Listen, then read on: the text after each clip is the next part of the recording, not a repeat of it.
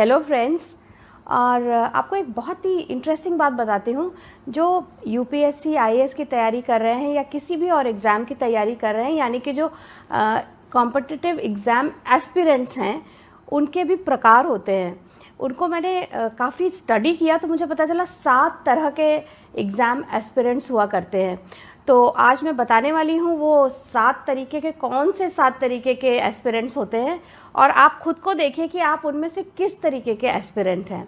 इससे क्या होगा कि एक तो आपको पता चलेगा कि आप कहाँ पर हैं, आपकी कैरेक्टरिस्टिक्स क्या हैं। दूसरा ये पता चलेगा कि अगर हम एक तरीके के एस्पिरेंट हैं और सक्सेस रेट दूसरे तरह के एस्पिरेंट का ज़्यादा है, तो हम अपने आप में क्या क्या बदलाव लाकर उस तरफ बढ़ सकते हैं। तो बहुत ही इंटरेस्टिंग वीडियो है, इसको देखिए। मेरे चैनल को लाइक और सब्सक्राइब ज़रूर करिए। तो सबसे पहले तरीके का एस्पिरेंट होता है मिस्टर या मिस बेचारा, जो कि उसकी एकदम खास कैरेक्टरिस्टिक क्या होती है कि वो हमेशा ये सोचता रहता है कि मैंने बहुत पढ़ाई करी, और करता भी है, बहुत मेहनत कर रहा हूँ, बहुत पढ़ाई कर रहा हूँ, बहुत सारा टाइम दे रहा हूँ, लेकिन जो और लोग हैं ना, वो पता नहीं कैसे मेरे से ज़्यादा पढ़ पा रहे हैं, मेरे से ज़्यादा टाइम दे पा रहे हैं, मेरे से ज़्यादा बेहतर हो पा रहे हैं, मेरे से ज़्यादा इंटेलिजेंट है, मेरे से ज़्यादा उनकी मेमोरी अच्छी है, मेरे से ज़्यादा उनके पास अपॉर्चुनिटीज़ अच्छी हैं या फैसिलिटी अच्छी है। और ये जो एस्पिरेंट होता है ना, ये क्या करता है कि जितनी, जैसे शाम को मान लो 4-6 दोस्तों के साथ निकले, तो इसका काम एक ही होता है कि पता करे, इनडायरेक्ट वे में भी पता करता रहता है। तूने वाली बुक पढ़ी है, तूने वाली कोचिंग के नोट्स लिए हैं, तूने ये किया है, ताकि पता चले कि अगला कर क्या रहा है। और जब अगला कुछ बताता है तो बस फिर एक तरह की थिंकिंग शुरू होती है, अच्छा ये भी कर रहा है, मैं तो नहीं कर रहा हूँ, मेरा क्या होगा। अच्छा ये इतना टाइम दे रहा है, मैं तो नहीं दे रहा हूँ। इस मिस्टर बेचारे या मिस बेचारे को लगता है कि अगला उससे हर हाल में ज़्यादा ही कर रहा है और बेहतर है, तो वो हमेशा एक बेचारगी में रहता है। अब आते हैं दूसरे प्रकार के एस्पिरेंट पे, जो इसका नाम होता है लेकिन, मिस्टर लेकिन या मिस लेकिन। तो ये जो लेकिन वाला होता है, इसके एक तकिया कलाम है, बहुत ही एक लाइन को ये बार बार दोहराता है, यार सब कुछ कर लिया लेकिन किस्मत चाहिए, लक फैक्टर बहुत ज़रूरी है हर चीज़ के लिए। तो वो पढ़ता है, तैयारी करता है, लेकिन हर चीज़ के अंत में उसको ये लगता है इतना कुछ कर लिया, पहले भी तो किया था, उस एग्ज़ाम के लिए भी तो किया था, लेकिन यार बॉस, लक फैक्टर होना बहुत ज़रूरी है, बिना लक के इंसान कहीं नहीं पहुंच सकता। और यूपीएससी आईएएस में तो लक फैक्टर बहुत ही ज़्यादा चाहिए। और मैंने कई एस्पिरेंट्स को, जिनको मैंने इंटरव्यू कोचिंग वगैरह दी है, उनको ये भी कहते सुना है कि यूपीएससी का मतलब होता है अनप्रेडिक्टेबल सर्विस कमीशन, यानी कि आप कोई उसमें एल्गोरिदम नहीं लगा सकते, मेहनत से खाली नहीं होता, लक चाहिए, लक। तो ये जो एस्पिरेंट है, इसका तकिया कलाम में लेकिन, यार लक चाहिए, चाहे मैं कुछ करूं देयर इज़ अ लेकिन, हमेशा एक लेकिन होता है, यार बहुत पढ़ लिया लेकिन, और अक्सर वो लेकिन लक से रिलेटेड होता है। तो ये था एस्पिरेंट नंबर 2।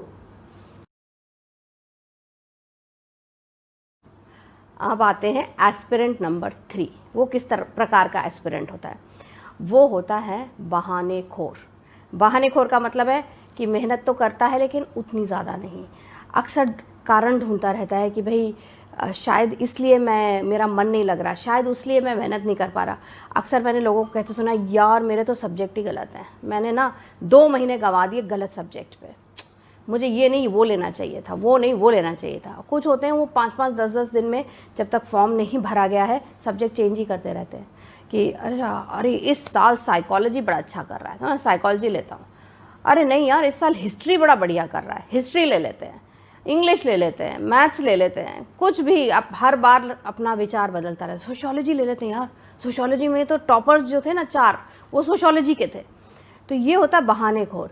अरे यार मेरे पास टेक्स्ट बुक ठीक नहीं आई, वो कह रहा था उस राइटर की टेक्स्ट बुक अच्छी है, मिल ही नहीं रही थी बाज़ार में, क्या करूं। तो ये होता है बहानेखोर एस्पिरेंट, कहीं ना कहीं कोई बहाना, कभी सब्जेक्ट का, कभी टेक्स्ट बुक का, कभी अरे यार मेरे यहाँ तो मेहमान आ गए थे, 4 शादियाँ हैं इस महीने फैमिली में, कैसे इंसान पढ़ेगा। तो ये होता है एस्पिरेंट जिसको हम कहते हैं बहानेखोर एस्पिरेंट। अब आते हैं एस्पिरेंट नंबर 4 पर। एस्पिरेंट नंबर 4 कौन से प्रकार का होता है? टाइप 4 एस्पिरेंट होता है जमाखोर। अब ये जो होते हैं ना, ये वाले एस्पिरेंट्स क्या करते हैं, जहाँ से जो मटेरियल मिले, दुनिया भर की कोचिंग का मटेरियल फ़ोटोकॉपी करा लिया या ख़रीद लिया, किताबें, लोगों के नोट्स, पुराने लोगों ने जिन्होंने क्वालिफाई किया उनके नोट्स, और जो मिल जाए। मतलब कि अगर आप इनका जहाँ ये पढ़ते हैं उस एरिया को देखेंगे तो यूँ ऐसे ऐसे ऐसे ढेर लगा होता है सामान का। सामान माने पढ़ाई के सामान का। और इनको बड़ा मज़ा आता है, अरे यार अच्छा वो कोचिंग बढ़िया है, वहाँ से भी ले आओ, वहाँ से भी ले आओ। मैंने कई बार देखा है, कई छोटे छोटे शहरों के लोग दिल्ली आते हैं खास सिर्फ कोचिंग मटेरियल ख़रीदने, जिसमें कोई बुराई नहीं है अगर आप एक तरीके से प्लान्ड वे में जितना मटेरियल चाहिए उतना लेके चले गए। लेकिन मुझे याद है JNU के पास IAS मटेरियल मिला करता है, अभी भी मिलता होगा। वहाँ पे लोग जो है इतना 3-3 कार्टन भर के और मटेरियल ले जा रहे हैं। भाई 3 कार्टन मटेरियल पढ़ेगा कैसे कोई, लेकिन ले जाते हैं। तो वो होते हैं जमाखोर एस्पिरेंट्स। भाई मटेरियल जमा कर लो, बेस्ट मटेरियल जमा, फिर उसमें अंडरलाइन कर करके ये एक पैरा यहाँ से, एक पैरा यहाँ से, एक पैरा वहाँ से, फिर उसका नोट बनाओ। कई लोग बना पाते हैं, कई लोग नहीं बना पाते, लेकिन मटेरियल उनके पास मतलब जो मांगो वो मटेरियल होता है। तो उनको हम कहते हैं जमाखोर एस्पिरेंट्स। अब टाइप 5 एस्पिरेंट क्या होता है? टाइप 5 एस्पिरेंट होता है भीड़ भाड़वादी एस्पिरेंट, जिसको ये लगता है कि अगर एक ग्रुप बना लिया, कुछ फ्रेंड्स इकट्ठे होकर पढ़ने लगे तो भाई नैया पार है, और अकेले अकेले करने से कुछ होगा नहीं। तो तुम नोट्स एक्सचेंज करो, बातें एक्सचेंज करो, मिलो जुलो, साथ में तैयारी करो। मतलब हर चीज़ साथ में, एक भीड़ साथ में होनी चाहिए, ग्रुप साथ में होना चाहिए।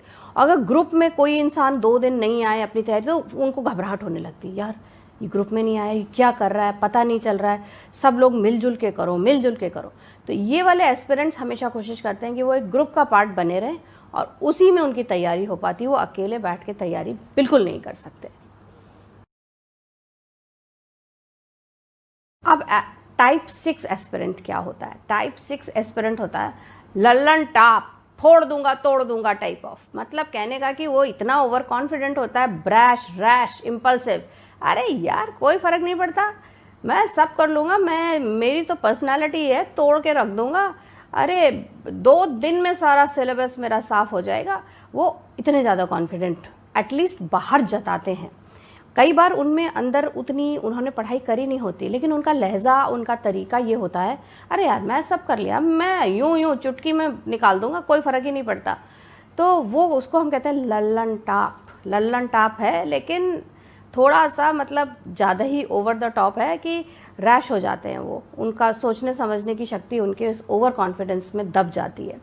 तो कई बार आपने देखा होगा कि कई जो थोड़े से शांत वाले एस्पिरेंट्स होते हैं, उन्हें लगता है अरे यार क्या कॉन्फिडेंस है, क्या इसकी तैयारी है, तो 2 मिनट में बोलता मैं कर लूँगा। तो लोग थोड़ा सहम भी जाते हैं उनसे। लेकिन ये एस्पिरेंट कहीं ना कहीं थोड़ी सी मात खा जाता है, क्योंकि बजाय बहुत सारा काम डालने के वो एटीट्यूड ही सिर्फ डालता रह जाता है। तो ये था हमारा टाइप 6 एस्पिरेंट। 7 एस्पिरेंट क्या होता है? टाइप 7 एस्पिरेंट है करके दिखा दूंगा, बातें नहीं करता। ये वाले लोग होते हैं जो सबसे ज़्यादा सक्सेसफुल होते हैं। वो अपनी तैयारी करते हैं, मेहनत करते हैं, ज़्यादा किसी से कुछ बताते नहीं, कहते नहीं, ना ये जताते हैं कि मेरी तैयारी हो गई, इतनी अच्छी हुई है, मेरी वो रैंक आ जाएगी, कुछ नहीं। वो UPSC IAS या बैंक PCS किसी की भी तैयारी करते हैं, अपना एक प्लान बनाते हैं, उस पर चलते हैं, और उनको ये लगता है कि पहले क्यों कहें, करके ही दिखा देंगे। और वो इंटरेक्शन भी अपना थोड़ा कम रखते हैं लोगों से। तो ये होते हैं जो चुपचाप रह के करने वाले, और ये काफ़ी ज़्यादा सक्सेसफुल होते हैं। तो ये था हमारा टाइप 7 एस्पिरेंट। अब इस पूरे 7 टाइप में समझने वाली बात यह कि कोई भी पूरा एक टाइप का नहीं होता। आप थोड़े से बेचारे होंगे तो थोड़े से जमाखोर होंगे, तो थोड़े से भीड़ भाड़ वाले होंगे, तो थोड़े से क्वाइट कॉन्फिडेंट होंगे। इस तरीके से आप कहीं ना कहीं बीच में पड़ते होंगे। तो अगर बेचारे से शुरू करके हम चुपचाप दिखा दूंगा करके तक आते हैं, तो आप इन बिटवीन कहीं पर होंगे। तो इस वीडियो का पर्पज़ क्या है कि आप जानिए कि आप कहाँ पर हैं और आपको बढ़ना है कहाँ पर। आपको बढ़ना है चुपचाप मेहनत करके दिखा दूंगा वाले एस्पिरेंट की तरफ। तो आप देखिए आपकी कहाँ पे कमी आ जाती है, कहाँ पे आप ज़्यादा ही या तो जमाखोर हो गए, या तो बहानेखोर हो गए, या तो बेचारे हो गए। तो उस चीज़ को डील करिए और उस चीज़ पे ध्यान दीजिए। सिर्फ डील करने का मतलब है फोकस करने से ही डील हो जाता है, आपको समझ में आ जाए कि हाँ मैं इस तरह का एस्पिरेंट हूँ और मुझे उस तरफ जाना है। तो ये थे हमारे 7 तरह के यूपीएससी या कोई भी और कॉम्पिटिटिव एग्ज़ाम के एस्पिरेंट्स। तो आप कौन से वाले हैं और आपको कहाँ जाने की ज़रूरत है ये आपको देखना है। तो मेरे चैनल को लाइक और सब्सक्राइब करना ज़रूर याद रखिएगा। मैं हूँ कोच अनुपमा और मैं फिर लेकर आऊँगी कोई मज़ेदार, इंटरेस्टिंग और मोटिवेटिंग वीडियो। तब तक के लिए नमस्कार।